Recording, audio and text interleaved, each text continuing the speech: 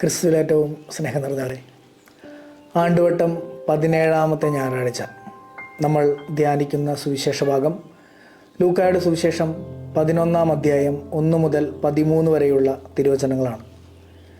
ശിഷ്യന്മാർ ഈശോയോട് പ്രാർത്ഥിക്കാൻ പഠിപ്പിക്കണമെന്നും ഈശോ പഠിപ്പിക്കുന്ന പ്രാർത്ഥനയും അതിനുശേഷം പ്രാർത്ഥനയുടെ ശക്തി എന്താണെന്നും സുവിശേഷം നമ്മെ ഓർമ്മപ്പെടുത്തുകയാണ്. ഈശോ പഠിപ്പിച്ച പ്രാർത്ഥന നമുക്കെല്ലാവർക്കും വളരെ സുപരിചിതമാണ്. സ്വർഗസ്ഥനായ ഞങ്ങളുടെ പിതാവേ എന്ന മനോഹരമായ പ്രാർത്ഥന. ആ പ്രാർത്ഥന നമ്മൾ ഒരുപാട് പ്രാവശ്യം ചൊല്ലാറുണ്ട്. പക്ഷേ ആ പ്രാർത്ഥനയുടെ ശക്തി എന്താണെന്ന് പലപ്പോഴും നമുക്ക് തിരിച്ചറിയാനായിട്ട് സാധിച്ചിട്ടില്ല എന്നുള്ളത് വലിയൊരു യാഥാർത്ഥ്യമാണ്. അതുകൊണ്ടാണ് പലപ്പോഴും ഒരുപാട് പ്രാർത്ഥിച്ചിട്ടും തമ്പുരാൻ എൻ്റെ പ്രാർത്ഥന കേൾക്കുന്നില്ലല്ലോ എന്നൊരു പരാതി നമ്മൾ പറയാറ്. പ്രാർത്ഥന നമ്മൾ ചൊല്ലാറുണ്ട്, പക്ഷേ നന്നായി പ്രാർത്ഥന ചൊല്ലാറുണ്ടോ എന്നത് ഒരു ചോദ്യചിഹ്നം തന്നെയാണ്. ഈ ദിവസങ്ങളിൽ പ്രാർത്ഥനയുടെ ശക്തിയെപ്പറ്റി പലരോടും ചോദിച്ചപ്പോൾ അവർ പറഞ്ഞ ജീവിതാനുഭവങ്ങൾ ഹൃദയസ്പർശിയാണ്. 25 വർഷക്കാലം സാമ്പത്തികമായി ബുദ്ധിമുട്ടനുഭവിച്ച ഒരു കുടുംബം, പക്ഷെ എല്ലാ ദിവസവും മുടങ്ങാതെ ദേവാലയത്തിൽ പോകുന്നു, കുടുംബ പ്രാർത്ഥന ചൊല്ലുന്നു.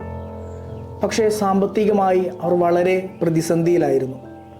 പലരും അവരോട് ചോദിച്ചു, എല്ലാ ദിവസവും ദേവാലയത്തിൽ മുടങ്ങാതെ പോയിട്ടും കുടുംബ പ്രാർത്ഥന ചൊല്ലിയിട്ടും പ്രാർത്ഥന കൂട്ടായ്മകളിൽ പങ്കെടുത്തിട്ടും നിങ്ങളുടെ ജീവിതത്തിൽ ഈ കഷ്ടപ്പാടുകൾ മാറുന്നില്ലല്ലോ എന്ന്.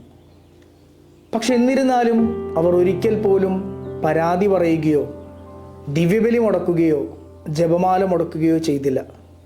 25 വർഷങ്ങൾക്കപ്പുറം സാമ്പത്തികമായി വളരെ ഉയർന്നില്ലെങ്കിലും അവരുടെ സാമ്പത്തിക ബുദ്ധിമുട്ടുകളെല്ലാം മാറി വളരെ സന്തോഷത്തോടുകൂടെ ജീവിക്കുന്നു. പ്രിയമുള്ളവരെ, പ്രാർത്ഥനയുടെ ശക്തി എന്നാൽ എന്ത് എന്നൊരു ചോദ്യം നമ്മളെ പലരും ചോദിക്കും. പ്രാർത്ഥനയുടെ ശക്തി എന്നാൽ ഒരു മനുഷ്യന് ചിന്തിക്കാൻ കഴിയുന്നതിലും അപ്പുറം അവൻ്റെ ജീവിതത്തിൽ അത്ഭുതം ക്രിസ്തുവിന് നൽകാനായിട്ട് സാധിക്കും എന്നത് തന്നെയാണ് പ്രാർത്ഥനയുടെ ശക്തി.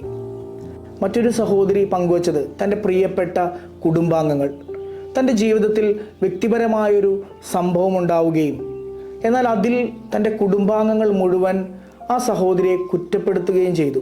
ഒരിക്കൽ പോലും ആ മാതാപിതാക്കളോ സഹോദരങ്ങളോ സഹോദരിമാരോ തൻ്റെ ഭാഗം കേൾക്കാൻ ഒരു സന്മനസ് കാണിച്ചില്ല എന്നുള്ളൊരു സങ്കടം ആ സഹോദരിയെ വലിയ പ്രതിസന്ധിയിലാഴ്ത്തി. ആ സമയത്തൊക്കെ പ്രാർത്ഥനയും പ്രാർത്ഥനയുടെ ശക്തിയുമാണ് ജീവിക്കാൻ പ്രേരിപ്പിച്ചതെന്ന് വളരെ കണ്ണീരോടുകൂടെ ആ സഹോദരി പങ്കുവച്ചു. ഇന്ന് ആ കുടുംബം മുഴുവൻ ആ സഹോദരിയുടെ വിജയത്തെ ഓർത്താണ് അഭിമാനിക്കുന്നത്. പ്രിയപ്പെട്ടവർ പലരും ഇതുപോലെ നമ്മെ കുറ്റപ്പെടുത്തിയിട്ടുണ്ടാകാം, നമ്മുടെ ഭാഗം കേൾക്കുവാൻ സന്മനസ് കാണിക്കാതിരുന്നിട്ടുണ്ടാകാം. പക്ഷേ തമ്പുരാൻ നമ്മെ കേൾക്കാൻ എപ്പോഴും കാതോർത്തിരിക്കുന്നുണ്ട്. പ്രിയമുള്ളവരെ, പ്രാർത്ഥന നൽകുന്നത് വലിയ സമാധാനമാണ്, രോഗസൗഖ്യമാണ്, സമൃദ്ധിയുടെ നിറവുകളാണ്. ബൈബിൾ മുഴുവൻ പ്രാർത്ഥനയാണ്. നമുക്കറിയാം, ദാനിയേൽ അവനെ സിംഹത്തിൻ്റെ കുഴിയിലേക്ക് വലിച്ചെറിയപ്പെട്ടപ്പോഴും വിശന്നു വലഞ്ഞ ആ സിംഹം പോലും അവനെ ഉപദ്രവിക്കുന്നില്ല. പിറ്റേ ദിവസം ആ രാജാവ് അവനോട് ചോദിക്കുന്ന ഇങ്ങനെയാണ്, നീ പ്രാർത്ഥിച്ച നിന്റെ ദൈവം നിന്നെ രക്ഷിച്ചോ? അവൻ പറഞ്ഞത്, ഞാൻ ദൈവത്തിനെതിരായി തെറ്റൊന്നും ചെയ്തില്ല, ദൈവം എന്നെ രക്ഷിച്ചു എന്നതാണ്. പ്രാർത്ഥനയുടെ ശക്തി അതാണ്. ഇനി ഈജിപ്തിൻ്റെ അടിമത്തത്തിൽ നിന്ന് മോശ ഇസ്രയേൽ ജനത്തെ രക്ഷിച്ചു കൊണ്ടുവരുമ്പോഴും ആ ജനം മുഴുവൻ കർത്താവിനെതിരെ സംസാരിക്കുന്നുണ്ട്. എന്നാൽ മോശയുടെ പ്രാർത്ഥന മൂലം കർത്താവ് ആ ജനങ്ങളോട് ക്ഷമിക്കുന്നു.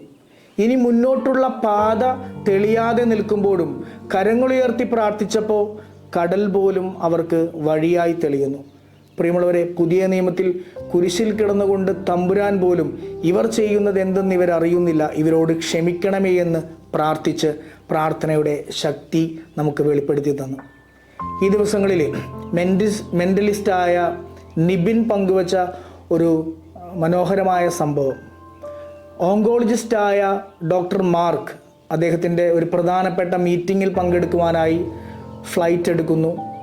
അങ്ങനെ ഫ്ലൈറ്റ് ടേക്ക് ഓഫ് ചെയ്ത് ഏതാനും നിമിഷങ്ങൾക്കകം കാലാവസ്ഥയുടെ ബുദ്ധിമുട്ട് കാരണം തൊട്ടടുത്തുള്ള മറ്റൊരു എയർപോർട്ടിൽ അത് ലാൻഡ് ചെയ്യുകയാണ്. പക്ഷേ മീറ്റിംഗ് ഒഴിവാക്കാൻ പറ്റാത്തത് കൊണ്ട് അദ്ദേഹം ഒരു കാറ് വാടകയ്ക്കെടുത്ത് തൻ്റെ മീറ്റിംഗ് ഉള്ള സ്ഥലത്തേക്ക് യാത്ര തിരിക്കുന്നു. എന്നാൽ കാലാവസ്ഥ ഒരുപാട് ബുദ്ധിമുട്ടുകൾ ഉണ്ടാകുന്നു.